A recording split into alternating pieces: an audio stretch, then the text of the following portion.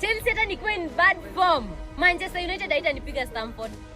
Bana, ni mchezo wa English Premier League leo unachezwa, game kati ya Chelsea dhidi ya Manchester United. Hii game ni ya revenge. Hii game Manchester United game ya kwanza alishinda 2-1 pale Old Trafford. So leo yuko Stamford Bridge kwenye uwanja wa Chelsea wa nyumbani. Leo nini kinaenda kufanyika? Ni game ya kisasi, but mtaani mambo mengi sana yameendelea. Mashabiki wao wenyewe wanasemaje? Huyu ni shabiki wa Chelsea kutoka pale nchini Kenya. Yeye anasemaje? Huyu ni Ashani. Anasemaje Ashani?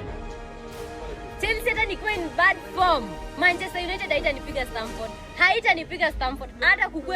Hata nikuwe aje na viwete wangapi. Hata niweke akina Tosin na Badiashile na Delap, bado nitashinda hiyo Manchester United. Najua niko pabaya saa hizi. Na huyu ni Abu Mehel kutoka nchini Tanzania. Yeye anasemaje Mr. Abu? Manchester United lazima kesho mfe.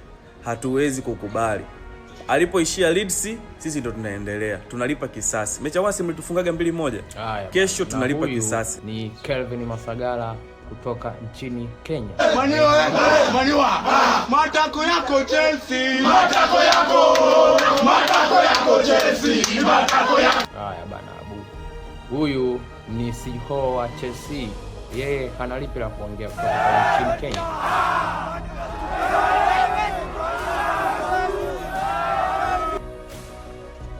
Haya bana, CEO wa Chelsea na Kelvin Masagala wao wako kwenye shangwe kuelekea game ya leo kati ya Chelsea dhidi ya Manchester United pale Stamford Bridge.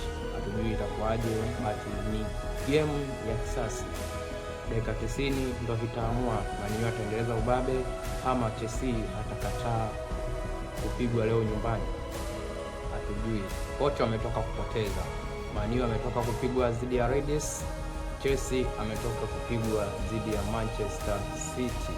Yetu macho, tukutane dakika 90, game itakuwaje? Naamini itakuwa ni game moja ya kuvutia sana, wote watacheza mpira.